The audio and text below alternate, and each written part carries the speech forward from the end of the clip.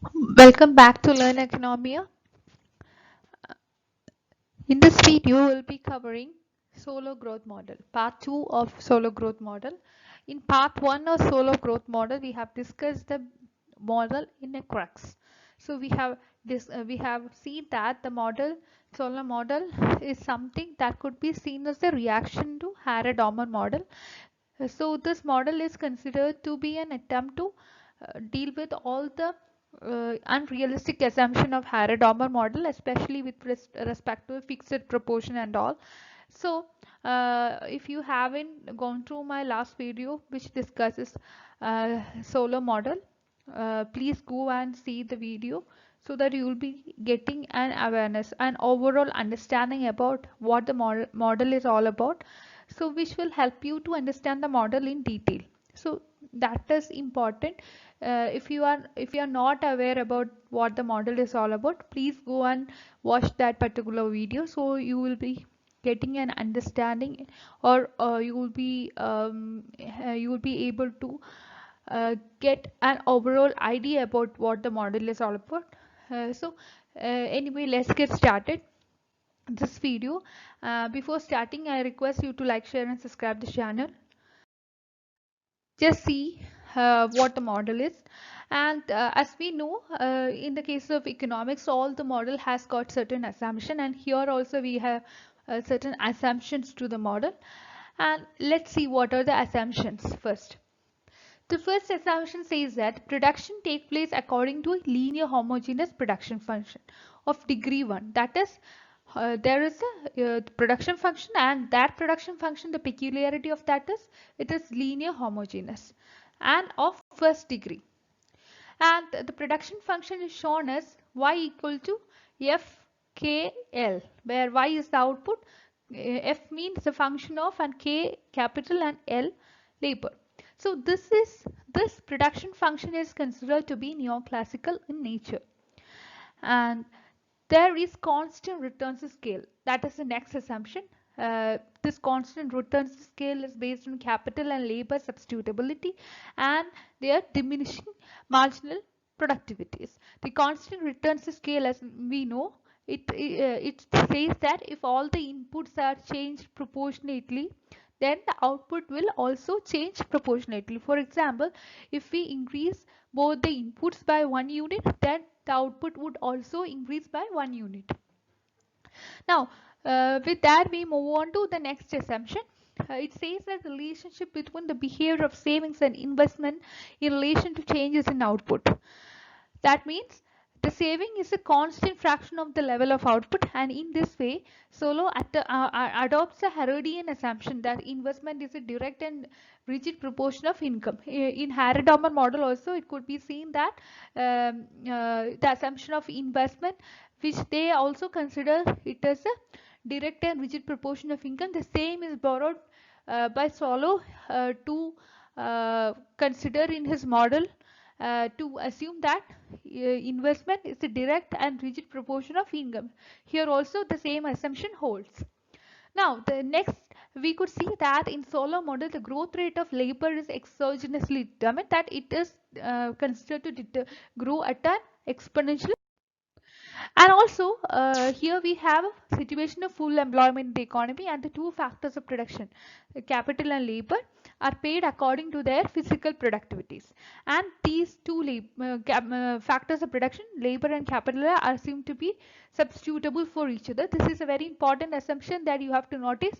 In this particular model, we can have a substitutability between labor and capital, whereas in the case of Harrod and Domar model, there exists a difference when you compare both the models, Harrod-Domar and Solow models.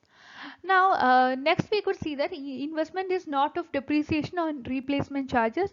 So these things are not taken into consideration when we have investment here. And technical progress does not influence the productivity and efficiency of labor. So there is no role of technical progress in Solow model, but there is a flexibility system of price wage interest. As we could see in all the classical models, there is a wage price flexibility that is considered to be one of the pillar of the classical model. I have already discussed this in our classical model. So if you haven't watched that video, please go and watch.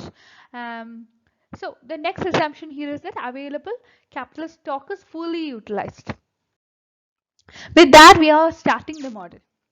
Given these assumptions, Solow shows that in his model, variable technical coefficient, uh, for example, if there is in his model there is a variable technical coefficient, and there would be a tendency for capital labor ratio to adjust itself through time in direction of equilibrium ratio. So what he is telling is that there is a tendency of for capital and capital labor ratio to adjust itself. This would happen automatically as a result of the market forces, as a result of all the other determinants, the labor capital ratio that would adjust by itself.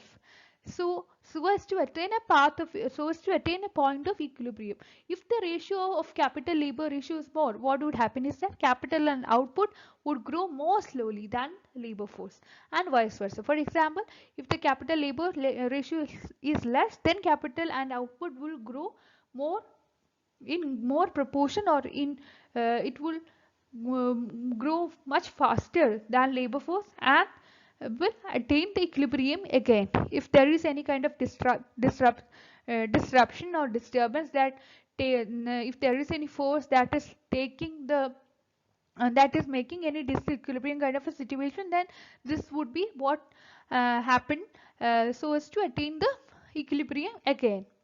So, Solow's analysis is considered to be convergent to equilibrium path. When we say equilibrium path, this involves a steady state to start any capital output ratio, to start with any capital output ratio. And we have seen in our previous video that in Solow's growth model, long run is always considered to be important. So it's not a short run model, it is considered to be a long run model. And here Solow takes output as a whole, that is the only commodity in the economy. There is only one commodity in the economy, and that is a combination of all the outputs that the economy has. So this is what is assumed by Solow in his model. And then the annual rate of production is found to be YT. When you say YT, Y stands for output, and T means at a time. At a time means it indicates time. The amount of output that is produced is indicated by Y during time T. That is what is shown as YT. So this represents the real income of the community or economy, and part of it is consumed and rest is saved or invested. This is the very same as in the classical model, and we could see that that portion of Y which is saved is considered to be S, and this is assumed to be constant, and the rate of saving is considered to be S by T. S saving, Y means a function of output or income which is at time period T. Now KT means the stock of capital. Thus, the net investment is the rate of increase of the stock of capital, that is dk by dt or k. And this is a basic identity, that is k is equal to sy, which shows saving equal to investment. Since output is produced with a capital labor, technological possibilities are represented by the production function y equal to function of kl. We know that there is no role of technical progress here.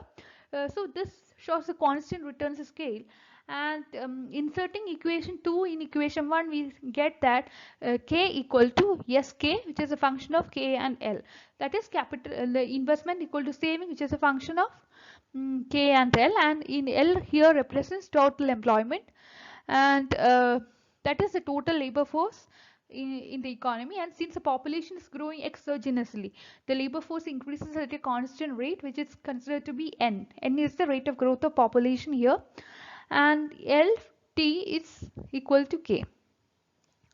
Now, Solow regards N as Harrod's natural rate of growth in the absence of technical change, and LT is the available supply of labor at a time. And here the right hand side of the equation 4 shows a compound rate of growth of labor force from period 0 to T. Alternatively, equation 4 can be regarded as a supply curve of labor. See, LT is a function is equal to K. This equation is found to be regarded as the supply curve of labor. So it says that exponentially growing labor force is offered for employment completely inelastically. When you say inelastically, the labor curve would be vertical. Perfectly inelastic, that is, it's a vertical line which shifts to the right in time as a labor force according to equation number 4. Then the real wage rate adjusts so that all the labor is employed, and the marginal productivity equation determines the wage rate, which will actually rule. We have seen on earlier, we have seen that here there is full employment. As a result, all the labor would be employed, and it is the marginal productivity rule that determines the wage rate. That is, the wage would be equal to the marginal productivity. That is, all the factors of production are paid as per their marginal productivity. So that is a marginal productivity theory says. That is what the marginal productivity theory says, and this theory or this rule applies to Solow model as well. Then by inserting equation 4 in equation 3, Solow gives his basic equation where we could see that K is equal to S of K L N T O E. So he has taken into consideration labor force, natural growth rate, etc. Then there is capital, labor force growth rate, employment ratio, then saving, etc. And everything is represented in this equation. So he regards this basic equation as determining the time path of capital accumulation K, and that must be followed if all available labor is to be fully employed. It provides time profile of the community's capital stock which will fully employ the available labor.